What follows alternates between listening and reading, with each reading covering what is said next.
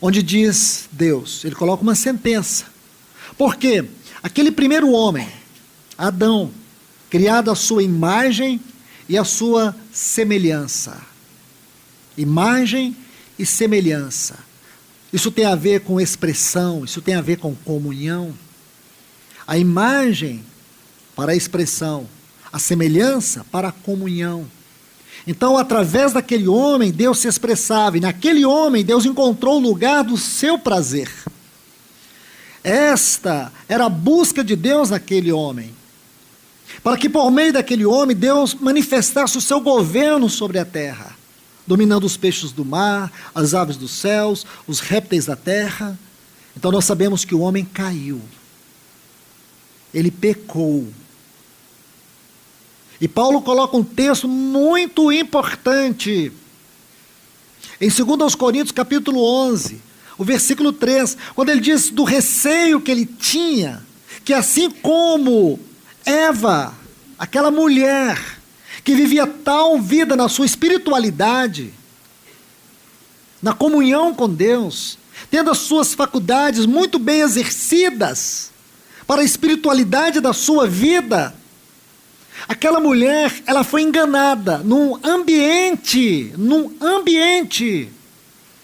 que não tinha o pecado, porém tinha possibilidade do pecado. Porque quando Deus colocou o homem no jardim do Éden, Gênesis 2,15, diz que Deus o colocou ali para o lavrar e para o guardar, porque o perigo o rondava. E nós sabemos, através de Isaías capítulo 14, Ezequiel capítulo 28, que já havia ocorrido uma rebelião. E dentro dessa rebelião cósmica, onde Satanás procura usurpar o lugar do Filho na glória, isso trouxe, sim, nós sabemos, porque Gênesis 1 e 2 e 3 vai nos dizer isto. Deus havia criado tudo, mas a terra, porém, se tornou um caos. Isaías 45:18 diz que Deus não a criou para ser um caos, ela se tornou um caos.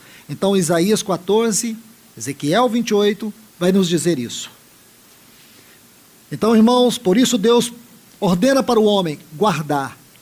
E porque Adão não guardou, a serpente entrou, iludiu.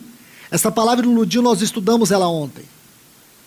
Isso tem a ver com as sutilezas, com a maneira maliciosa, às vezes imperceptível, como o inimigo nos engana, como ele nos seduz. Ele vem por meio da nossa alma, da nossa mente, da nossa vontade, das nossas emoções, e ele nos engana.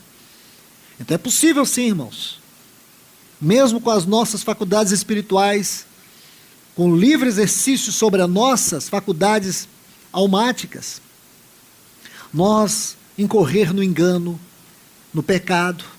Por isso, Paulo diz assim para Timóteo: exercita-te na piedade. A vida devocional tem que ser um exercício para fortalecer o nosso espírito. Quando nós fracassamos no exercício da piedade, então nós estamos dando lugar para que a nossa alma se fortaleça. E o perigo de tudo isso é que ela se torne um campo fértil, ou que ela se torne suscetível às artimanhas do inimigo. Esse era o receio de Paulo. Então sabemos que o homem caiu.